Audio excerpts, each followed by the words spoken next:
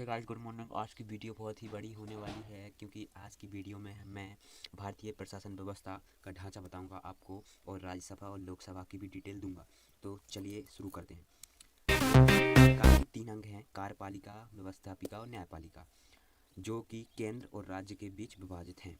तो आप समझ सकते हैं केंद्र में क्या होता है। केंद्र सरकार के 3 अंग हैं: व्यवस्थापिका, कार्यपालिका, न्यायपालिका। और राज्य सरकार के भी 3 अंग हैं: व्यवस्थापिका, कार्यपालिका, न्यायपालिका। अब जो राज्य और केंद्र हैं उनमें क्या होता है। मान लीजिए व्यवस्थापिका में केंद्र में लोकसभा और राज्यसभा है। व्यवस्थापिका मतलब केंद्र सरकार की 2 सदन हैं, लोकसभा और राज्यसभा। और राज्य सरकार की विधानसभा और विधान परिषद। और यहाँ का कार्यपालिका मतलब कार्यपालिका का प्रधान राष्ट्रपति होता है, पर वास्तविक कार्यपालिका का प्रधान कौन होता है? प्रधानमंत्री, मंत्रिपरिषद। तो जो केंद्र में रहती है कार्यपालिका, उसका प्रधान राष्ट्रपति होता है और मंत्रिपरिषद, उसके नीचे मंत्रिपरिषद होती है। जैसे राज्य सरकार में राज्यपाल होता है, पर उसके नीचे मुख्यमंत्री सहित होती है मंत्रिपरिषद। और न्यायपालिका में क्या होता है, केंद्र का सर्वोच्च न्यायालय होता है और राज्य का उच्च न्यायालय, उसके बाद जिला न्यायालय। तो राज्य का उच्च न्यायालय और जिला न्यायालय, और केंद्र का सर्वोच्च न्यायालय। केंद्र का होता है सर्वोच्च न्यायालय। तो जो वास्तविक कार्यपालिका का प्रधान होता है वो प्रधानमंत्री होता है। ठीक है, प्रधानमंत्री या मुख्यमंत्री, राज्य में मुख्यमंत्री और यहाँ पर प्रधानमंत्री। तो इनकी योग्यताओं के बारे में बात कर लेते हैं हम लोग। राज्यसभा और लोकसभा के लिए योग्यताएं।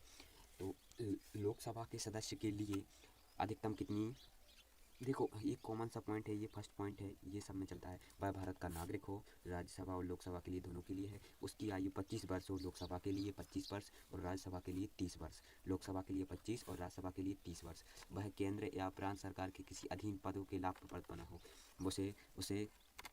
उसे किसी सक्षम न्यायालय में पागल या दिवंगत घोषित ना किया गया हो। उसे संसद के किसी कानून द्वारा चुनाव लड़ने के लिए आयोग घोषित ना किया हो। मतलब इसी संसद या कानून द्वारा उसे चुनाव लड़ने के लिए आयोग घोषित ना किया गया, क्योंकि वो चुनाव नहीं लड़ सकता, ऐसा ना कहा गया हो।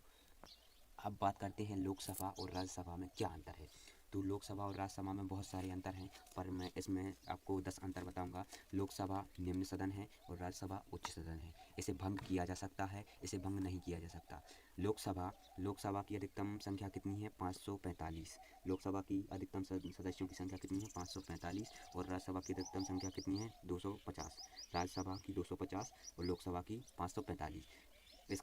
लोकसभा का कार्यकाल कितने वर्ष का होता है? 5 वर्ष का। और राज्यसभा का कार्यकाल कितने वर्ष का होता है? 6 वर्ष का।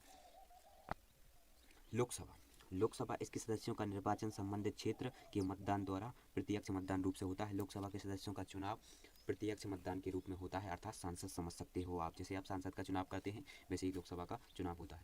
और राज्यसभा के सदस्यों का निर्वाचन राज्यों की विधानसभाओं के निर्वाचन सदस्यों द्वारा होता है। राज्यों की निर्वाचन विधानसभाओं सदस्यों द्वारा होता है।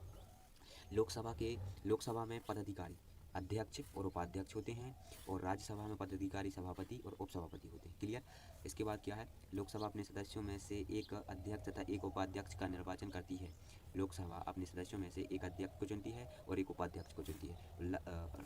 यहीं राज्यसभा में क्या होता है, भारत का उपराष्ट्रपति राज्यसभा का सभापति होता है। भारत का उपराष्ट्रपति राज्यसभा का पदेन सभापति होता है। राज्यसभा के सदस्यों अपने सदस्यों में से एक उपाध्यक्ष चुनती है। क्या होता है, भारत का राष्ट्रपति राज्यसभा का पदेन सभापति होता है। राज्यसभा के सदस्यों अपने सदस्यों में से एक सदस्यों को उपसभापति चुनती है। लोकसभा के मध्य प्रदेश में लोकसभा के 29 सदस्य हैं, मतलब 29 निर्वाचन सदस्य हैं, और राज्यसभा के लिए 11 सदस्य हैं। और अगला पॉइंट क्या है, अध्यक्ष की अनुपस्थिति में उपाध्यक्ष सदन की अध्यक्षता करता है। जैसे अध्यक्ष ना हो तो उपाध्यक्ष सदन की अध्यक्षता करता है। सभापति की अनुपस्थिति में यह कार्य उपसभापति करता है। राज्यसभा में सभापति की अनुपस्थिति में कार्य उपसभापति संचालित करता है। थोड़ी शक्तियों की बात कर लेते हैं हम लोग। राज्यसभा को केवल वित्तीय मामलों को छोड़कर साधारण लोकसभा के समान ही शक्तियाँ प्राप्त हैं। जो लोकसभा है वहीं वित्तीय विधेयक पास होता है। मतलब लोकसभा से पास होने के बाद 14 दिन के बाद यहाँ पर आता है, तो उसे उसके भीतर ही पारित करना होता है। जो वित्तीय शक्ति है, कोई भी विधेयक पहले लोकसभा से वित्तीय शक्ति कोई भी विधेयक पहले लोकसभा से प्रस्तुत होता है। वित्तीय मामलों में राज्यसभा की शक्तियाँ नहीं के बराबर हैं। कोई भी धन विधेयक लोकसभा के पारंगत राज्यसभा में केवल विचार के लिए भेजा जाता है। मतलब लोकसभा में वित्तीय विधेयक के लिए विचार के लिए भेजा जाता है। इसे 14 दिन के भीतर पारित करना होता है। तो गाइस, अगर आपको वीडियो अच्छी लग रही हो तो आप लाइक ज़रूर कर देना और शेयर करो भाई, आपका छोटा भाई समझ के आप शेयर करो इस वीडियो को, ताकि मैं और वीडियो बना सकूं और आपके लिए पूरी राजनीति का निचोड़ दे सकूं।